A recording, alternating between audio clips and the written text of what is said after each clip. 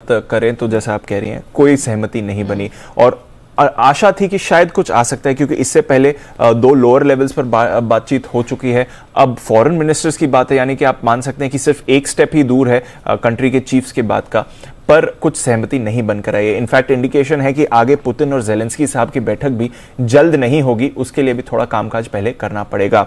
अब क्या निकल कर आया इस बात से? वैसे कुछ बड़ा निकल कर नहीं आया। इनफैक्ट जो यूक्रेन के फॉरेन मिनिस्टर हैं वो तो कह रहे हैं कि जब तक जिस तरह की शर्तें रूस लगा रहा है वो हम मानने को तैयार नहीं है। इनफैक्ट उनका कहना है कि ऐसी शर्तें कोई भी देश नहीं मान सकता है जैसी रूस हम पर लगा रहा है। यूक्रेन का कहना है कि हम चाहते थे कि सीज फायर और एक लंबी सीज फायर, एटलीस्ट 24 घंटे की सीज फायर बन पाए ताकि ह्यूमैनिटेरियन एड पहुंच सके, सिविलियंस का इवैक्यूएशन किया जाए, पर उस पर भी कोई सहमति नहीं बन पाई है। तो यूक्रेन का कहना है वो काफी डिसअपॉइंटेड है। रूस भी कह रहा है कि जो हम चाहते हैं वो यूक्रेन मानने को तैयार नहीं है। तो दो विवादित मुद्दे हैं, उस पर कोई सहमति नहीं बन पाई और इसलिए थोड़ी निराशा बाजार में वहां पर आपको आती हुई दिखी है। इसके साथ ही हम देख रहे हैं कि रूस की तरफ से यूक्रेन के शहरों पर गोलीबारी बरकरार है।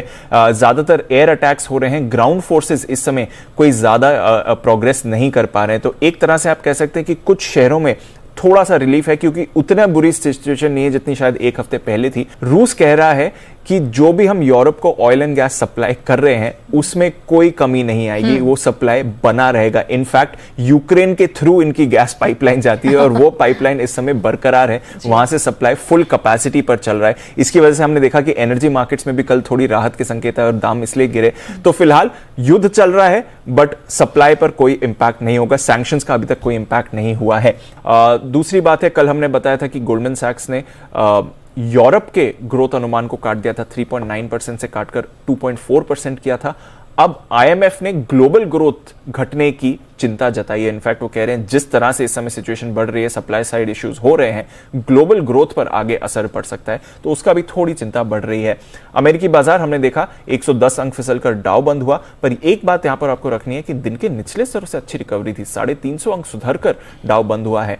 आईटी सबसे ज्यादा गिरावट दिखा रहे थे। नैस्डैक हमने देखा कि करीब 1% नीचे था, बट अगेन इंट्राडे में नैस्डैक 3% तक फिसला था, तो वहां से अच्छी रिकवरी के बाद सिर्फ 1% ही नैस्डैक गिरते हुए दिखा है।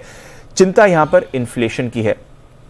एक तो कमोडिटी दाम जिस तरह से बढ़ रहे हैं, दूसरा इनका जो फरवरी महीने का इन्फ्लेशन डेटा है, ये युद्ध शुरू होने के पहले का डेटा है, वो 7.9% पर है, यानी कि फ्रेश 40 साल की ऊंचाई पर आते हुए दिखाए। अगर आप इसमें से फ्यूल और फूड इन्फ्लेशन निकाल दें, क्योंकि फ्यूल प्राइसेस काफी बढ़े हुए हैं, तो भी आप देखेंगे कि कोर इन्फ्लेशन इनका 6.4% का है। तो काफी ज्यादा परेशानी इन्फ्लेशन को लेकर यूएस में हो रही है। एनर्जी दाम बढ़ने से ही सबसे बड़ा आप इंपैक्ट देख रहे हैं और अगले हफ्ते फेड की पॉलिसी है, तो वहां पर तो अब गारंटी हो ही गई है कि रेट हाइक आने वाला है। इनफैक्ट हमने देखा कि बॉन्ड यील्ड फिर से बढ़कर 2% पर आ गई है, अभी रिसेंटली 1.7% तक गिर गई थी। तो काफी उतार चढ़ाव वहां से हो रहा है और उसी की चिंता, उसी का इंपैक्ट आप बाजार पर बनते हुए देख रहे हैं।